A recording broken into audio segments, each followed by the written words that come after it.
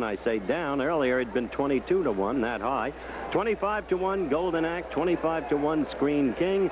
8 to 1, General Assembly. The horse figured to have the best chance to upset the bid. To join the rest of them on the race course. Spectacular Bid does not carry jockey Ronnie Franklin. Now Ronnie is just up on the horse now, ready to go. The 19-year-old from Dundalk, Maryland, the biggest day of his life. Certainly after the Kentucky Derby, and in his mind, I'm sure at least equal to it because of the hometown flavor that we have here today. The official attendance, 72,000 and some. That's something of a disappointment. The overnight rain had a lot to do with it, I'm sure. Right now, the sunshine we had when we came on the air is slowly disappearing, and there's a big black cloud, as I indicated at the beginning, coming in over the first turn. So far, however, not even a sprinkle of rain. It looks like they will probably at least get the race in under the same track conditions that they have now. Angel Cordero going out on Screen King. General Assembly, number 5, with that saddlecloth number, will be the last on the racetrack for the post parade. On the horse is the pacer, Flying Pacer, the jockey, the veteran Don Pierce, who still believes in the horse. The trainer, Gordon Campbell, the owner, Ben Ritter. The number 2 horse is everybody's choice. Spectacular Bid, the Kentucky Derby winner. 19-year-old Ronnie Franklin in the irons. And, of course, the trainer is Grover Delp. The number 3 horse is Golden Act, the winner of the Arkansas and Louisiana Derbies. 3rd place finisher in the Kentucky Derby. The Canadian rider, Sandy Hawley up, and a good one, I might add. The number 4 horse, Screen King, a major disappointment in the Kentucky Derby, but presumably a late finisher who might like this track. And the man on him, Angel Cordero Jr. The number 5 horse is the second choice. General Assembly, second in the Kentucky Derby. The nation's leading money winner thus far, the jockey up. At his peak, Lafitte Pincay Jr. And, of course, the trainer, Leroy Jolly. And there, as Jim McKay showed you earlier, there is the daddy of General Assembly. Secretary, Spectacular Bid at 1 to 9, Golden Act at 25 to 1, Screen King at 23 to 1, General Assembly at 8 to 1. 5 horses in the race as they start to go into the starting gate, one by one. The Pacer in the first hole, the Bid in the second, Golden Act in the third. There goes the Bid. Golden Act, a late finishing horse, which did not run a bad race in the Derby. As I said earlier, his trainer, Lauren Ritelli, eternally optimistic. There's Cordero and his horse. Up to Dave Johnson for the call of the race. The last horse, General Assembly, the one most folks think is going to rush out and take the early lead, is the last one in this field of 5 to move into line. They all carry 126 pounds, and they're off. And on the outside, that's General Assembly with Flying Pacer along the rail and Screen King 3rd. Spectacular Bid on the inside is 4th. Golden Act is 5th. Passing the stands for the first time. The speed duel. It's Flying Pacer on the rail and General Assembly on the outside. They're 4 lengths in front of Screen King, who is 3rd. Then it's Spectacular Bid racing far away from the rail, and Golden Act is 5th as they round the clubhouse turn. It's Flying Pacer on the rail. General Assembly on the outside. Those two stride for strides. A blistering early pace. General Assembly in front now by a head. Flying Pacer on the inside, second by 3.5 lengths. Screen King is 3rd. And Spectacular Bid 4th, followed by Golden Act. They straighten away down the backstretch. First quarter in 23 and 2/5 seconds. Exactly the same as the track record. Now down the backstretch, and it's General Assembly showing the way 3 parts of length. Flying Pacer along the inside, a second length and a half. Screen King is right there, 3rd. And on the far outside, Spectacular Bid is 4th and charging up. Then a gap of 4, and it's Golden Act. The quintet moves past the half-mile pole. Tightly bunched. There goes Spectacular Bid on the outside. Spectacular Bid takes the lead, and Flying Pacer is in second position. The Bid in front, the Pacer second. General Assembly drops back 3rd. Screen King on the outside is 4th, and Golden Act is 5th as they move to the top of the stretch. Spectacular Bid draws away.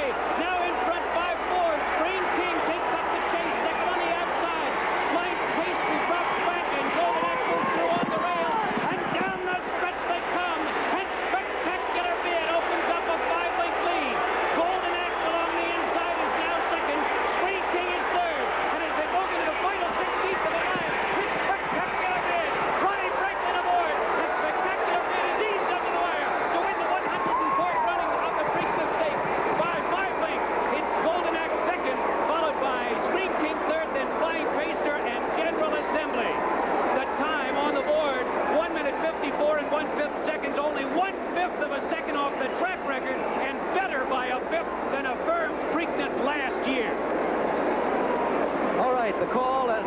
beautifully done, as always, by Dave Johnson. Spectacular Bid has won the second leg of the Triple Crown. As Dave indicated, that is a very fast time, just off the race and track record set by Canyonero II some years ago. It is, in fact, the second fastest Preakness time since then.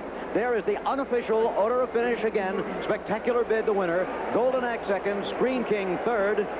And that is the story. 154 and a fifth. Much more to come here, so stay with us. Screen King, number 4. Now, as this is released, Screen King begins to make a move. He comes on up. And then it was down near the 8th pole, Howard, where he hits him, and he really ducked in. He really ducked in there. No. Here's...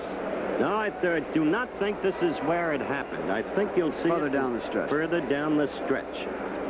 Yes, indeed. Right there, the Bid is off by himself. He was right here. Now, watch this. See him duck in. See, Screen King he really lugged into Golden Act and then out.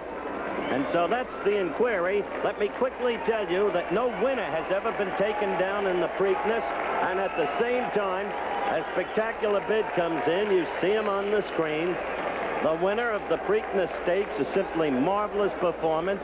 Franklin up, Grover, Buddy Delp right ahead of him.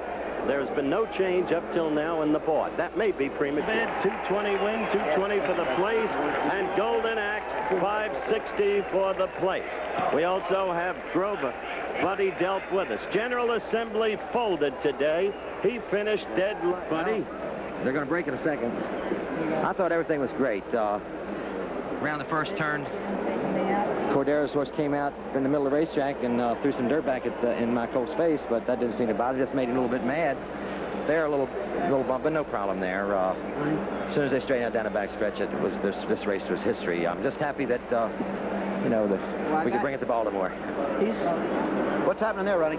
Well, he's in good stride right here, and we're going to get right outside of Screen King just to make sure we got it. So he brought his horse way out right now, and I'm surprised at him because that's not really good sportsmanship. He did take his horse way out down the backside. He took him clear out to the outside fence, and to me, that's not really good sportsmanship. So you felt Cordero was out to make trouble for you? No, I'm not going to say that.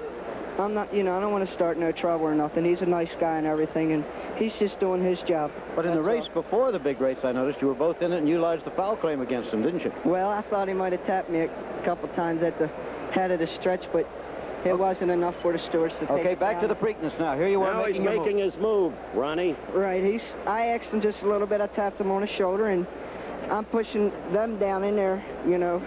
They want to mess with me. I'll get them back. So he's just got the job done right here, and he goes on and sprints clear. So it was a breeze, a cakewalk. Yes, sir, it sure was. But not without his problems. No problems.